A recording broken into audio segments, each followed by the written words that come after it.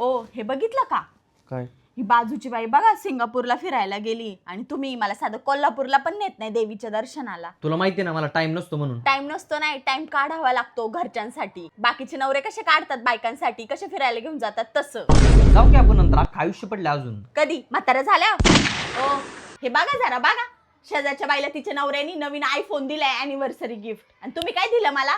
काय दिलं मला? तर तुम्ही दिला मला तुमचा जुना फोन. हा येईन ना आता बोलल्यावर झटका. कुठे चालले? ती बाजूवाली बाई पाहिली का? ती भारी भारी ड्रेस घालत असती. माझ्याकडे तर असे कपडेच नाही.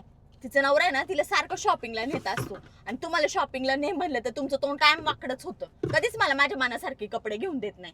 कुठून घेते काय माहिती एवढी भारी कपडे? मला माहिती ती कुठून घेत असते कपडे. कुठून?